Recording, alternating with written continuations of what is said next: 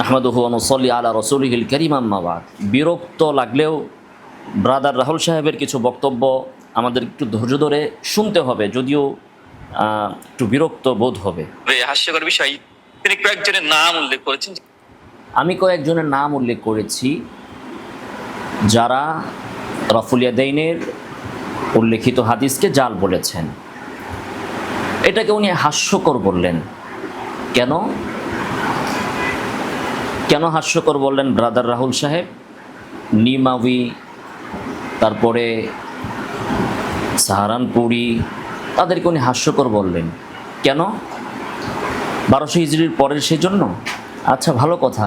তাহলে আমি তো আপনাকে চ্যালেঞ্জ করলাম, আপনি 1200 হিজরির পরের না, 1300 হিজরির পরের হোক, 1400 হিজরির পরের হোক, আরে আজকের হোক না, 2026 সালের আজকের হোক, আপনি একজন এই ফোনে যারা কাজ করেন রিজাল শাস্ত্রে, হ্যাঁ আপনার মতো যারা ইউটিউবিং করে তারা না, রিজাল শাস্ত্রের লোক, হাদিস শাস্ত্রের লোক, তারা এই হাদিসকে জাল বলেছেন, সহি বলেছেন, একজন লোক দেখা। এখন তার ব্যাপারটা কেমন দাঁড়িয়েছে? আমার আছে 5 তলা বাড়ি, এখন সে আমাকে খুঁটা দিচ্ছে যে বেটা 5 তলার মালিক হইছ, পারলে 10 তলার মালিক হয়ে দেখা, পারলে 10 তলার মালিক হয়ে দেখা। তো ভাই জিজ্ঞাসা করা হলো, তাহলে ভাই আপনি কয় তালার মালিক? খোঁজ নিয়ে দেখা গেল সে থাকে গাছতলায়, তার পূর্বপুরুষ থাকতো বস্তিপাড়ায়। সে আমাকে বলে 5 তলার মালিক হইলে কি হয়েছে, 10 তলার মালিক হয়ে দেখা। আরে ভাই, আগে তো আমার লেভেল পূরণ করেন, আপনিও 5 তলা একটা বানান, তারপরে আপনি বললেন যে বেটা 5 তলা একটা বাড়ি হইলো, পারলে 10 তলা কর। এখন আমার তো 5 তলা আছে, আপনার তো গাছতলাও নাই। আমি তো 1200 হিজরির পরের হইলেও কয়েকজন মুহাদ্দিসের নাম বলেছি, যারা প্রকৃত মুহাদ্দিস, হাদিস শাস্ত্রে যাদের কাজ আছে, যাদেরকে মানুষ মুহাদ্দিস হিসাবে গ্রহণ করে, তারা মারা গেলেও তাদের নাম মানুষ কিয়ামত পর্যন্ত গ্রহণ করবে। যে পর্যন্ত ইসলাম থাকবে, আল্লাহ রাসূলের হাদিস থাকবে, ততদিন পর্যন্ত নিবাবির নাম মানুষ নিবে, ওনার কিতাব মানুষ পড়বে, আসার ও সুনা। পৃথিবী যতদিন থাকবে ততদিন বাদুল মাজহুদ মানুষ পড়বে, আবু দাউদের সরা মানুষ পড়বে। যতদিন মদিনা ইউনিভার্সিটি থাকবে, সেখান থেকে যে রিসার্চ বের হয়েছে সেই রিসার্চগুলো থাকবে। তো আপনি আজকে মারা গেলে কালকে মানুষ আপনার নাম নিবে? তাহলে আপনি হাস্যকর বলেন কোন দুঃখে? আর আপনি বলেন যে 1200 হিজরির পরের হইলে হবে না। আপনি 1200 হিজরিটা আগে দেখান, তারপরে 1200 হিজরির আগের আমি দেখাবো। আপনি আগে এই পর্যন্ত আসেন না, আমার লেভেল তো আগে ফিল করেন। আপনি তো ওই পর্যন্তই আসতে পারতেছেন না, তা আমারে খুঁচান কেন আপনি? তারপরে দেখি আমাদের এই পণ্ডিত সাহেব কি বলছেন। হাদিসকে কে কে সহি জাল বলেছেন, মওযু বলেছেন। তার মধ্যে ইমাম নিমাউই হানাফি আসারুস সুনানে বলেছে।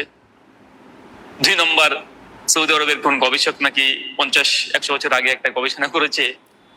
সৌদি আরবের কোন গবেষক নাকি? কেন ভাই? আমি তো কিতাবের নাম বললাম, কিতাবটা নেটেও পাওয়া যায়। কেন? ওই কিতাবের কিন্তু বাংলা নাই, সমস্যা হয়েছে এই জায়গায়। হ্যাঁ রাহুল সাহেব, এই জন্যই আপনি নামও মুখস্থ করতে পারেন নাই, উচ্চারণও তো করতে পারবেন না, কারণ ওই নামটা একটু কঠিন আছে। আল আহকামুল ফিকহিয়া আল্লাতী কিলা ফিহা আন-নাসখ, এই কিতাব মদিনা ইউনিভার্সিটি থেকে রিসার্চ পিএইচডি গ্রন্থ। তো সেখানে তো এই কথা বলা হয়েছে, এই হাদিস সম্পর্কে আলোচনা হয়েছে। তো আপনি কিতাবের না কি বলতেছেন কেন? একটু যাচাই বাছাই করতে পারলেন না? ও বাংলা নাই দেখে, যাক, এটা আপনার ব্যর্থতা। তারপরে তিনি নাকি হাদিসটাকে জাল বলেছেন। 4 নম্বর, একজন বড় মুহাক্কিকের নাম বলেছেন আব্দুল মতিন সাহেব, দলিল সহ নামাজের মাসাইলে। আরে সর্বনাশ, এটা বাংলা চলে না, আবার বাংলা বই থেকে রেফারেন্স দিচ্ছে। উনি বলতেছেন যে আব্দুল মতিন সাহেব, এর সর্বনাশ। তো আমি তো বলেছি ওনাকে যে তাদেরকে ব্রাদার রাহুল যদি গণনায় না ধরে, তো আব্দুল মতিন সাহেবের তো দলিল সহ নামাজের মাসাইল এই কিতাব ছাড়া, এই কিতাবের নামই শুধু রাহুল সাহেব জানেন, কারণ যেহেতু এটা বাংলায়। কিন্তু উনি আরবি জানেন না দেখে আব্দুল মতিন সাহেব যে আরবিতে কিতাব লিখতে পারেন না বা লিখেন না, বিষয়টা কিন্তু এমন নয়। ওনার একটা কিতাবের কথাই বলি, তিরমিজির উপর উনি যে সরা লিখেছেন, এটা আরব থেকে, আরবের মাক্তাবা থেকে ছেপেছে এবং যত খণ্ড হইছে ওইটা আলগাইতে গেলেও ব্রাদার রাহুলের এমনি তো তার মাজা বেঁকে গেছে, ঠেলা ঠোলা খেয়ে আমাদের গাঢ়ও বেঁকে যাবে যদি ওইটা আলগাইতে যায়। আর ওইটার পৃষ্ঠা উল্টাইতে গেলেও ব্রাদার রাহুলের হায়াত শেষ হয়ে যাবে। এত বিশাল গ্রন্থ তিনি লিখেছেন। তো বেটকাচ্ছেন কেন আপনি? আব্দুল মতিন সাহেব বেটকাচ্ছেন কেন? আপনি একটা আব্দুল মতিন সাহেব যা লিখেছেন 2 পৃষ্ঠা লিখে দেখেন না মিয়া। আপনি মদিনা ইউনিভার্সিটির রিসার্চকে আপনি গুরুত্ব দিচ্ছেন না। তো আপনি মদিনা ইউনিভার্সিটির রিসার্চ করেন, সেখান থেকে আপনি একটা এরকম বের করেন যে 1200 হিজরির পরের কোনো উসুল আমি কারো বক্তব্য নিব না, 1200 হিজরির আগের হইতে হবে, এরকম একটা রিসার্চ বের করে দেখেন না মিয়া। আপনি লাথি মেরে বের করে দিবে আপনার মদিনা ইউনিভার্সিটি থেকে মিয়া। ফাইজলামি কথাবার্তা কর না। এগুলো শুধু আপনার ইউটিউবিংকে আর আপনার ওই মূর্খ অজ্ঞ জাহেলদের কাছেই চলবে। মদিনা ইউনিভার্সিটি, মক্কা ইউনিভার্সিটি অথবা বিশ্বের কোনো ইউনিভার্সিটি থেকে আপনি এই রিসার্চ প্রমাণ করে দেখান যে 1200 হিজরির পরের কোনো মুহাদ্দিসের দলিল সমৃদ্ধ কোনো কথা গ্রহণযোগ্য নয়, কোনো সনদের আলোকে হাদিসকে জাল বলতে পারবে না। একটা রিসার্চ বের করে আপনি দেখান। উষ্টা মাইরা বঙ্গোপসাগরে নিয়ে ফেলাবে মিয়া। ফাইজলামি কথাবার্তা বলেন এগুলো। মদিনা ইউনিভার্সিটির রিসার্চ যদি আপনার গ্রহণযোগ্য না হয় তো আপনি একটা করেন নাকি রিসার্চ? আব্দুল মতিন সাহেবের যদি আপনার নাম শুনে হাসি পায় তো আপনি একটা লেখেন না করে আব্দুল মতিন সাহেবের মতো তিরমিজির সরা লেখেন আপনি। আপনার যদি নিয়মাবিরে পছন্দ না হয় তো আপনি একটা লেখেন নিয়মাবির মতো আসারুস সুনান। মিয়া নিজে পারেন না ইস্তিহাদ করতে, আবার নিজে পারেন না 2 কলম লিখতে, আবার মানুষের নাম শুনে বেটকান না। এগুলো তো মূর্খতার লক্ষণ। আপনি কখনো ইসলামের কোনো কাজ করছেন না। যার ভিতরে আলেমদের কদর নাই, উলামায়ে কেরামের কদর নাই, সে ইসলামকে ধ্বংস করার জন্য মাঠে নেমেছে। এবং আপনি এগুলো যা করছেন, আপনার এই সমস্ত ছলচাতুরি আমরা চাই নাই।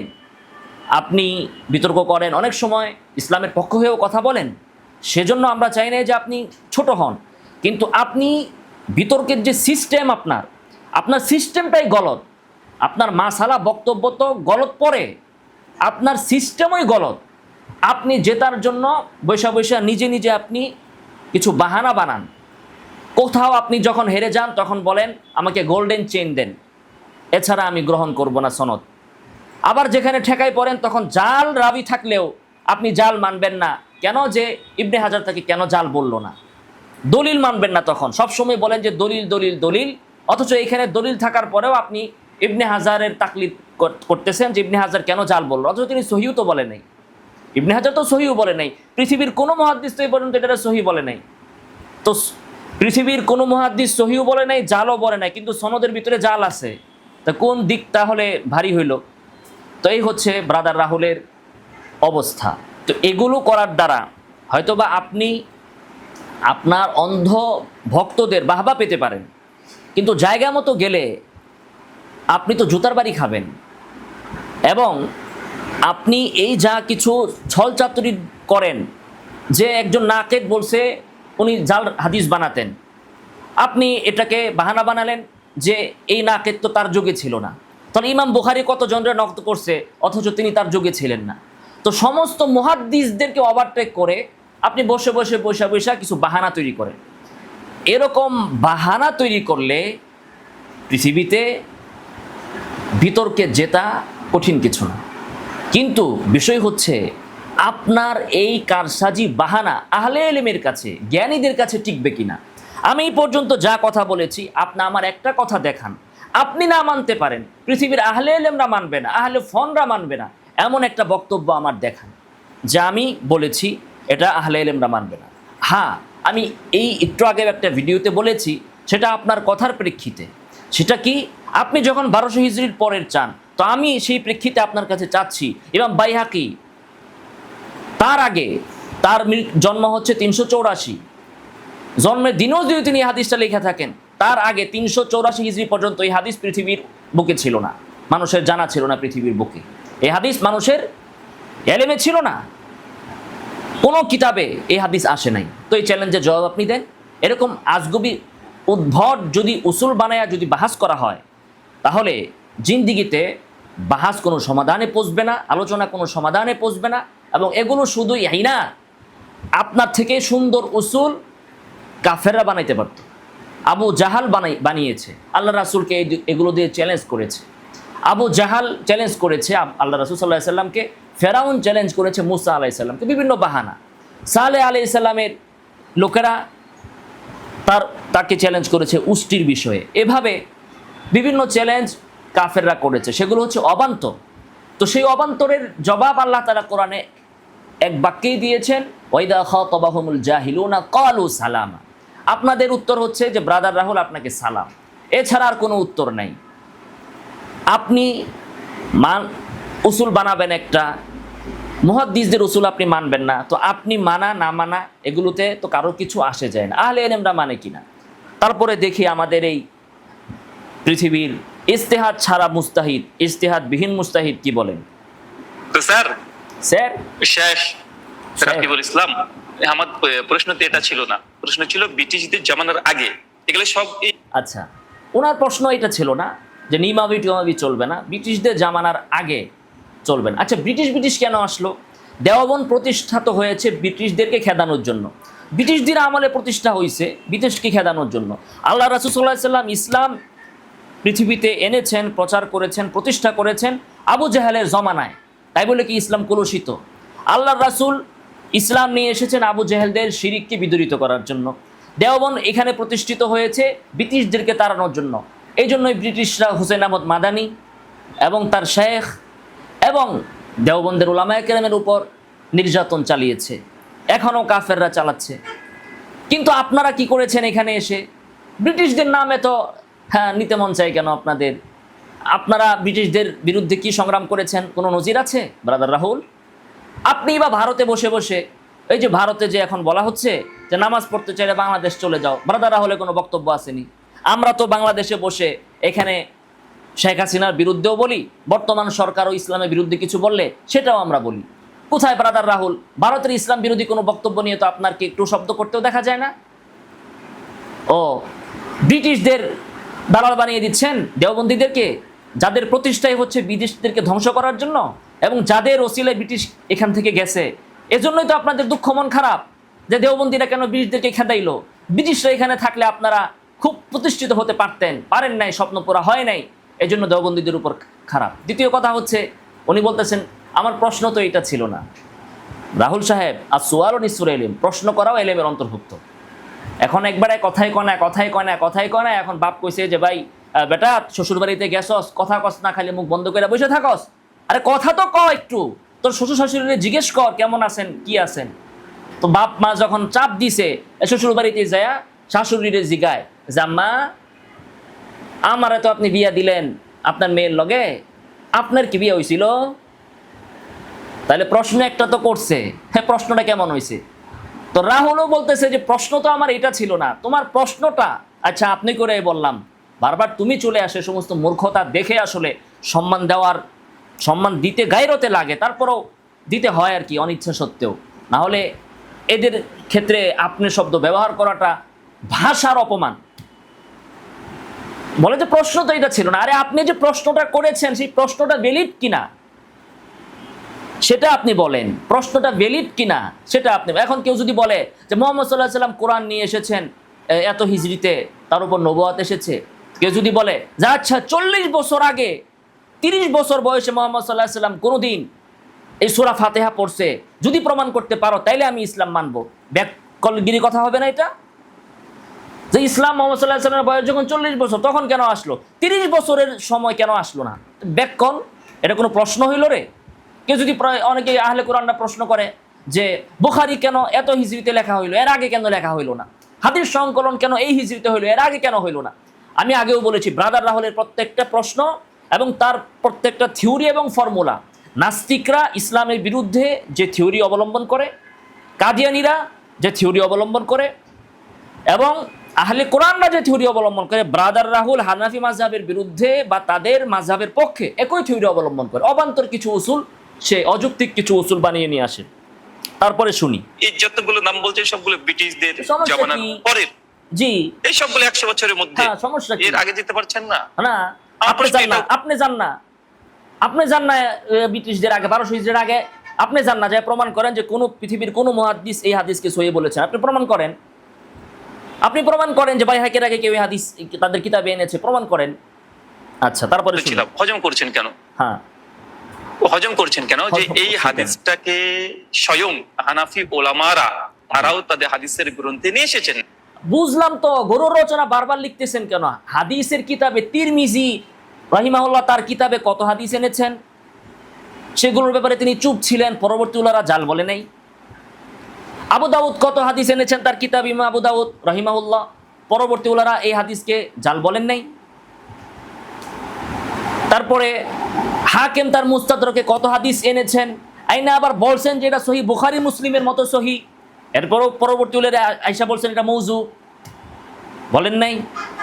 তাহলে বারবার গরুর রচনা তো আপনি বলতেছেন যে অমুকি কিতাবে আনছে তমুকি, তারপরও এটাও আপনার সঠিক কথা নয়। কিতাবে আনছে তো একজন বাইহাকি, সেখান থেকে অন্যরা উদ্ধৃত করেছেন।